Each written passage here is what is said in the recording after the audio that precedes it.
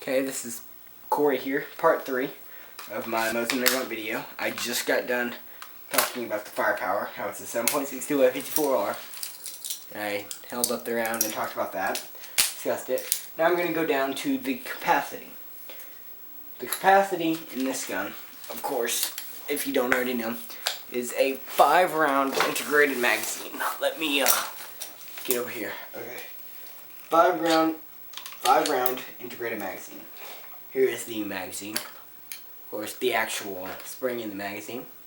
I've already taken this out. I'm not going to load rounds into this gun due to the fact that I'm in my house, or my parents' house.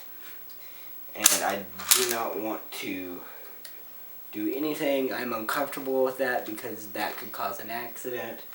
And I am about safety. I don't want to potentially do something that could end in an accident. So, the magazine is 5-round capacity. I've seen conversions and mods online to make it hold a 10-round magazine, things like that. But that isn't me. I don't do that kind of things because I like to keep it stock. I won't even get a newer stock for mine because I like to keep it stock original like it was. And so let's just move on. Got done with accuracy, reliability, durability, and firepower, and also magazine capacity. Now I'm on to the weight of the gun. This is a hectic 9.5 pounds. This is a heavy gun. That's why I don't suggest it for hunting. But if it's on your budget and it's all that's on your budget, I understand why you could use it for hunting. It's the same. It's this 7.62 is the 308 dimensions, just not like 54R. So I can understand why you would want to use it for hunting. I mean, it is the right caliber, just the fact that it's the wrong weight. And that makes sense. I mean, back in World War II, they didn't worry about polymer or synthetic. They were worrying about who could produce the most guns the fastest to win the war. So, of course, the Soviet Union were producing these babies, probably multiple per second, really, that were coming off the line. I mean, there's probably tons coming off per minute. I'm not really aware of that because I did dig into the history of the gun, but not far into the history of the gun. I know this model's been made since 1891, because hence the 9130, and that's basically it on the weight. I mean, I'm just getting into another thing. Next on my list is I put affordability or price. I paid $110 with mine, and it came with a full kit, including 2 of these, actually, not just this, but 2 ammo pouches. One looks to be darker. I don't know if that means it was made in a different year or what. But it also came with the Corsair spike bayonet, the fuel thing, the little thing that says oil on it, and it's separated so I could put oil and solvent in it, because that's the 2 main things I use while working on this gun specifically, due to the high amounts of cosmoline. Even when I cleaned it out, still got high amounts of cosmoline everywhere. So basically it on the price. I wouldn't pay more than $150 for this gun. Definitely not because it's not worth it. Well, this gun's worth $300, $400. In fact, I'm surprised they sold for this cheap. They sold for this cheap because there were 17 million of them made. But yeah, not because it's not worth it, because of the fact that you can find it cheaper. I mean, I wouldn't give $150 for it when I could go to a different pawn shop in my area and find it for $110. And if you go to AIMsurplus.com, that's AIMsurplus.com, they have these guns in stock most of the time for $89. And I consider that a great price. And of course, my FFL, I use a pawn shop, and it's $15 for private citizens, or if I get my brother to get one military, it's only $10. So, yeah, that is basically it on the price. Let's move on to the length. I did that already in a other video in my part 1. I tested it for length using 2 different tape measures, and it was 4 feet even. So that's basically it on that.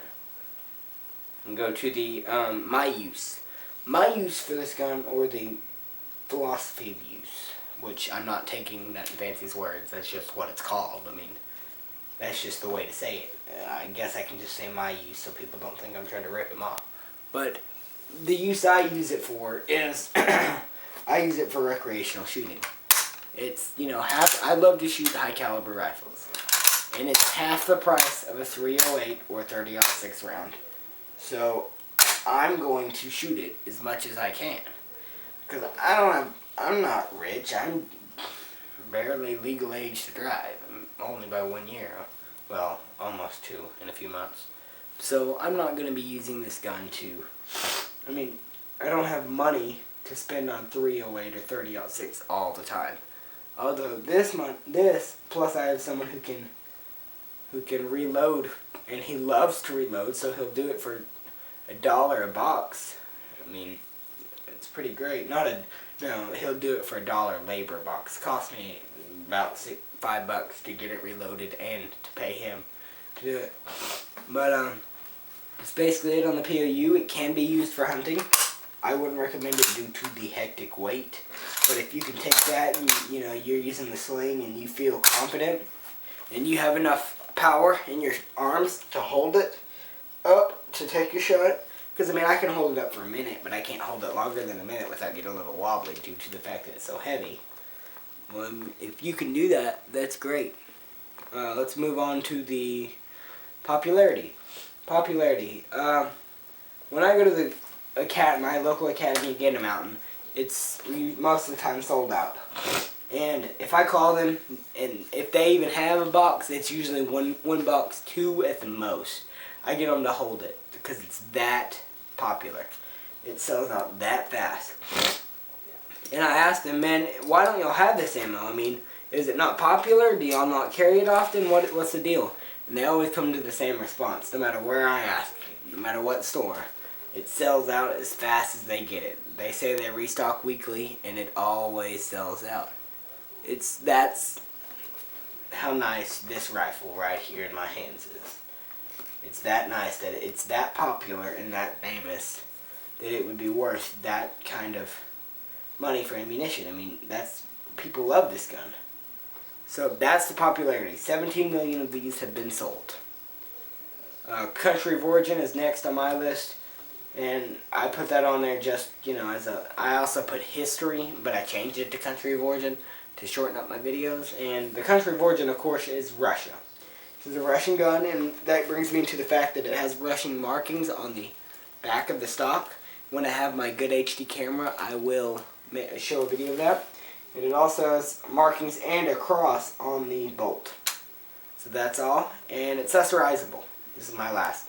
Accessorizable. This gun is actually pretty accessorizable. You can get stocks, different stocks for it. You can get wood stocks to make it. If you go to Aim Surplus and look at what they show one of their refinished, one of their new wood stocks on there that makes it a lighter brown instead of a dark brown, and lighter than the 1022.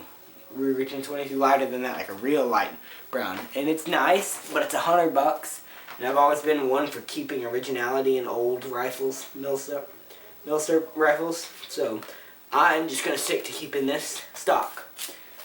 Thank you for watching. This was my series on the Mosin Nagant.